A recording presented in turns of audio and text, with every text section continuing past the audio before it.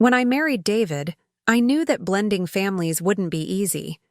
We'd been married for just over 2 years, and while our bond as husband and wife felt solid, there was a different kind of tension I hadn't fully prepared myself for. The kind that settles into a home when you're living with someone who doesn't quite know how to let you in. That someone was a 16-year-old daughter, Eliza. Eliza had lived with David since her mother passed away 3 years before I came into the picture. When I moved into their home in a quiet suburb outside Asheville, I told myself to be patient. I wasn't her mother, and I never expected to fill that role. But I thought that with time, we'd grow into something resembling a relationship. What I hadn't anticipated was the wall between us, quiet but unmistakable. She was polite, never disrespectful, but she kept herself always in her room with the door slightly closed, always wearing headphones when I walked past. I made small efforts, suggested outings, offered to help with school projects, cooked her favorite meals when I learned what they were, but nothing seemed to land.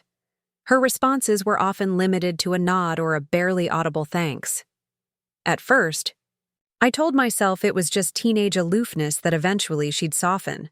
But months passed, and if anything, the distance between us only deepened. David, ever the peacekeeper, would sometimes ask me gently how things were going between Eliza and me. I'd smile and say, "We're getting there," though inside I felt more uncertain with each passing week. One evening, he mentioned that she seemed more withdrawn than usual. I hadn't noticed anything different. She always seemed withdrawn to me, but his concern made me look closer. That's when I began wondering if I had been going about things the wrong way all along. I started paying attention not just to Eliza's silence, but to the weight behind it. I began thinking more about what it meant for her to lose her mother and then have another woman step into her home, her life, her space. I had viewed her quietness as indifference, but what if it was grief or confusion or a deep sense of loyalty to her mother that left no room for someone new? I realized that I had been so focused on not overstepping that I had missed the opportunity to actually connect. I had tried to be non-intrusive when what she might have needed was presence. I hadn't acknowledged her loss. I hadn't asked how she was doing, not really. I had approached our relationship like a task to be managed instead of a person to be understood. We lived under the same roof but rarely spoke beyond pleasantries. Every dinner was a quiet affair filled more with chewing than conversation. I told myself I was respecting her boundaries, but in truth, I had been avoiding discomfort, avoiding the reality that Eliza might never want to open up to me. And if she didn't, I wasn't sure what that would mean for our family. That realization settled heavy in my chest.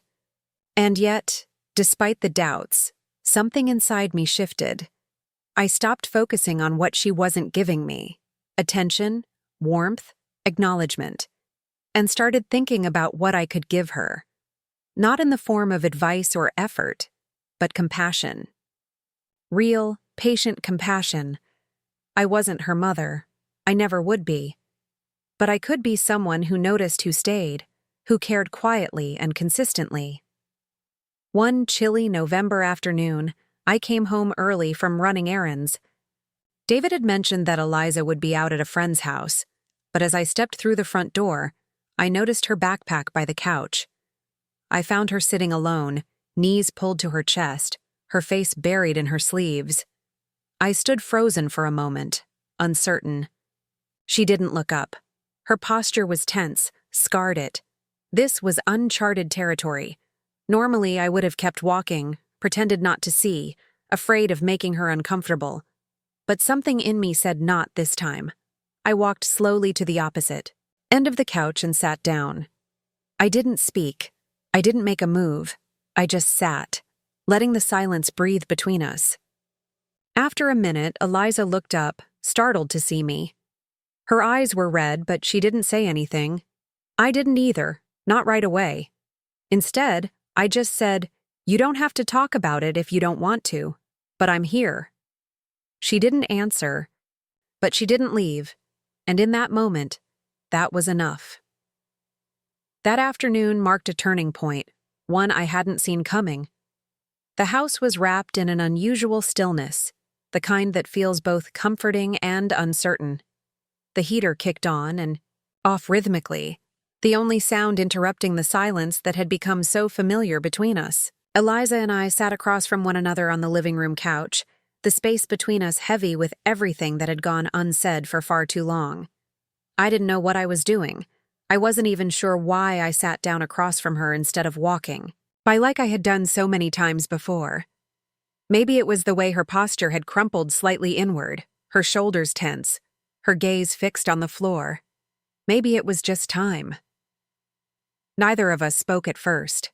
I didn't want to say the wrong thing, didn't want to push her back into her shell with words that felt too forced or premature. I thought maybe she'd stand up and leave the room like usual, retreating behind the thin comfort of her closed bedroom door. But she didn't. She stayed. Minutes passed, the silence stretching and settling like dust in a sunlit room. My hands rested quietly on my lap, and I focused on my steady and calm, waiting, not expecting anything, just present. That felt like progress. Then slowly, Eliza lifted her head. Her fingers were knotted into the drawstrings of her hoodie, pulling and twisting them nervously. Her eyes flicked toward me for just a second before dropping again. She exhaled, the sound tight and ragged.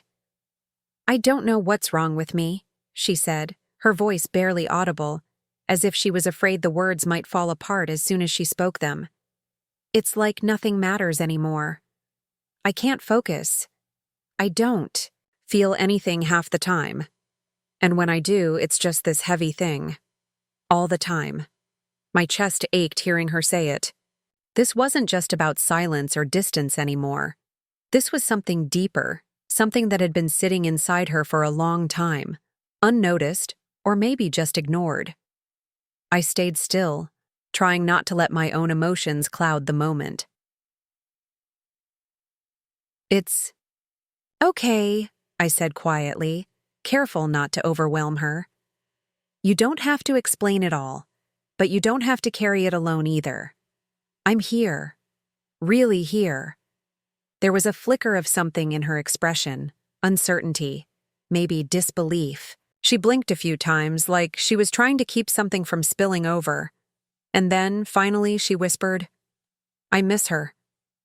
I knew instantly who she meant. There was no need to ask. Her mother. It was the first time she had said it to me, out loud. Those 3 words hit harder than I expected, not because I was surprised, but because I had failed to make space for that grief. I had walked around it, tiptoed past it, tried to be careful and inoffensive, but in doing so I had ignored the very thing that shaped so much of Eliza's silence.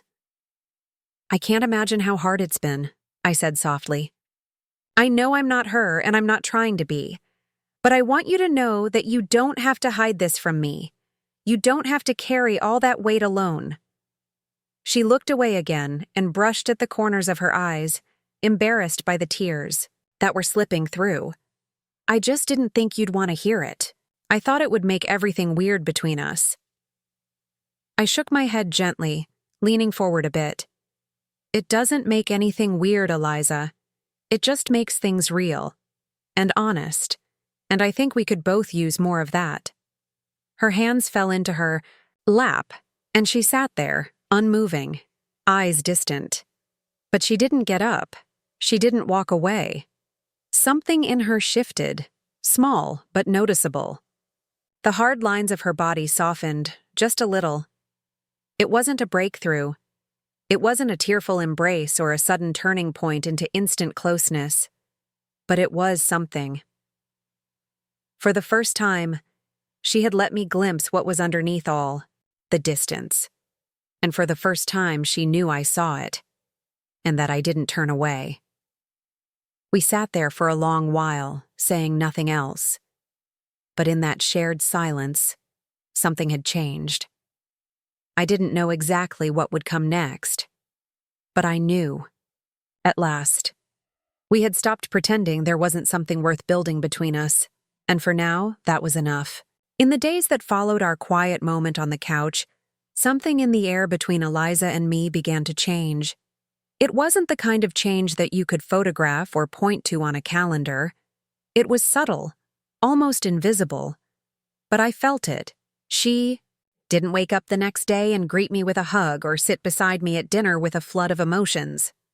No grand gestures, no confessions. But there were signs, small, cautious signs, that carried weight because of what they meant. In the mornings, instead of rushing through the kitchen like a shadow, she started lingering just a bit longer. She'd pour her own cereal and not rush back to her room. When I asked how her day was as she passed by after school, she actually answered. A few words, a shrug, a pretty good. But without the barrier I'd grown used to. And to me, that was everything. I didn't respond by diving in with more questions or trying to stretch the moments into full-blown conversations. I knew better now. The connection had to come in her time, not mine. Instead, I gave her space but stayed near, present, warm, but unassuming. I didn't hover, and I didn't push. I simply kept showing up, quietly and consistently. There was a comfort to this new rhythm. The house no longer felt divided into occupied and unoccupied spaces. There were moments of shared silence, shared air, and the occasional soft exchange that felt natural, not forced. It was still delicate, and I reminded myself every day not to mistake silence for setback. Progress didn't always speak. One evening, David was working late, and the house was unusually still. The kind of quiet that used to feel awkward now felt, somehow, peaceful. I sat curled up in the armchair with a worn paperback while Eliza was across the room, scrolling through her phone on the couch. The TV was off, the lights dimmed. We were in our own worlds, but we were sharing the tension. That alone felt like progress. Then, something happened that surprised me.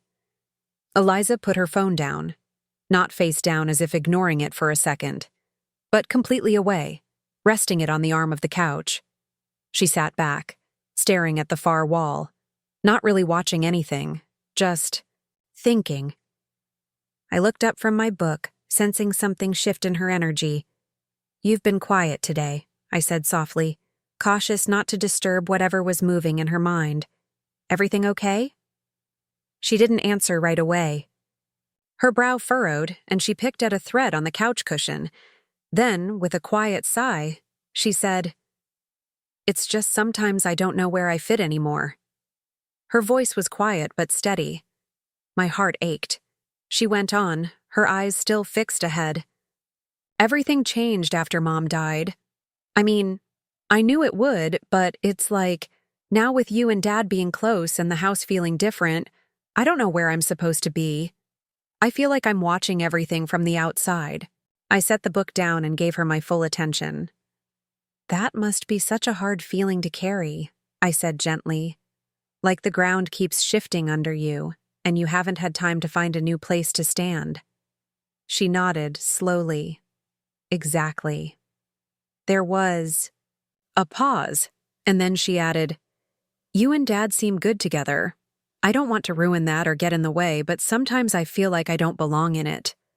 I leaned forward, my voice calm and even.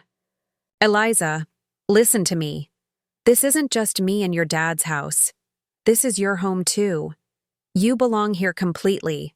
You're not on the outside, and you're not in the way. Your family always have been, always will be."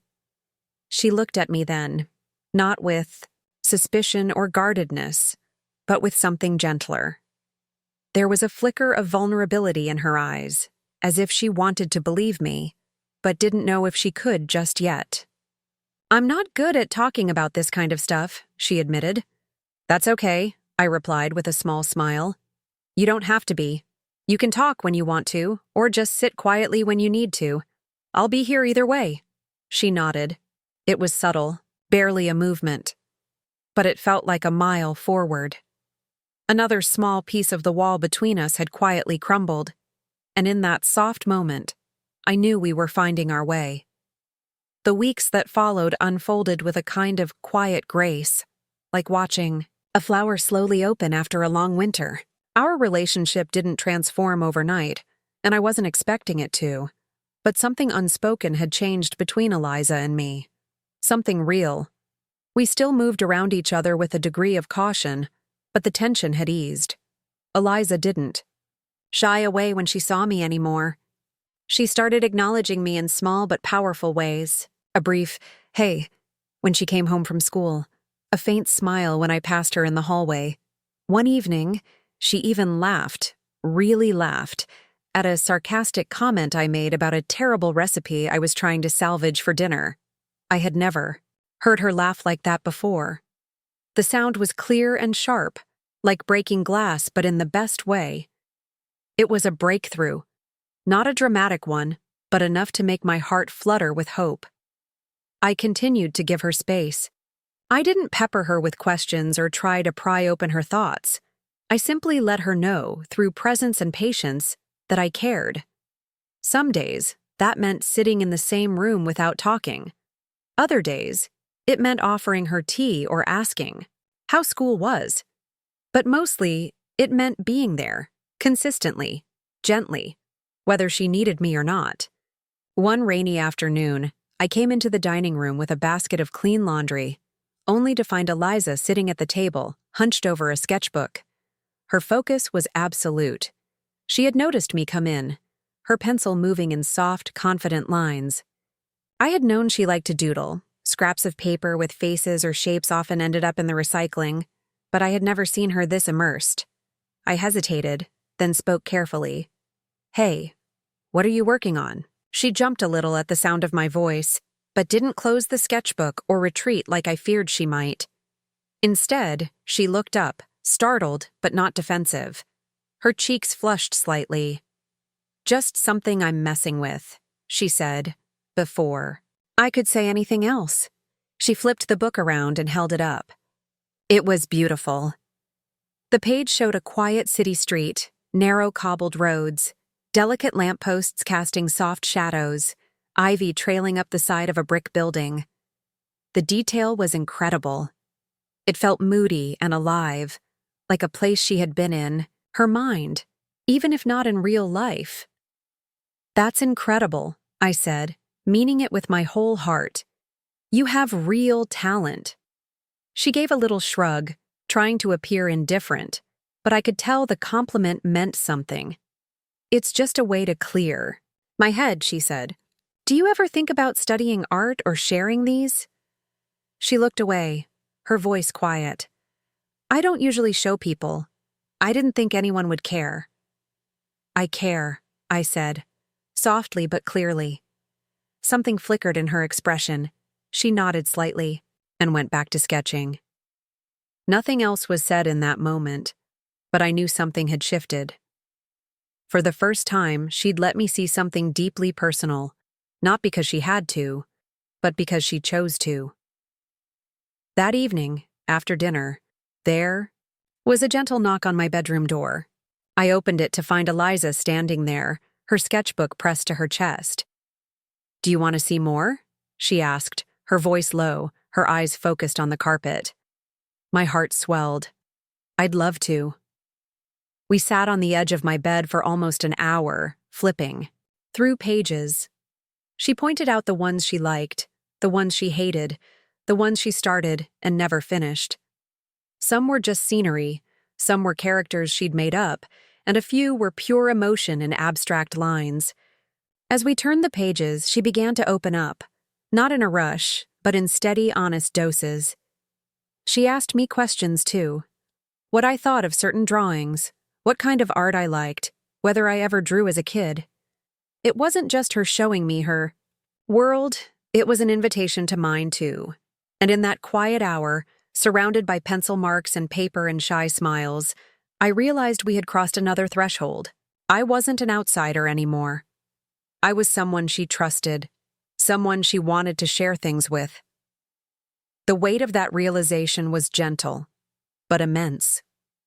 We didn't need deep conversations or declarations of love to prove our bond. What we had was real, and it was enough. Our connection wasn't something I forced or orchestrated. It had grown layer by layer, like the lines in her sketchbook. Imperfect, personal, and completely hers, and mine too. Thank you for listening to this episode's story. Don't forget to subscribe and check out more content to discover the many fascinating shades of life.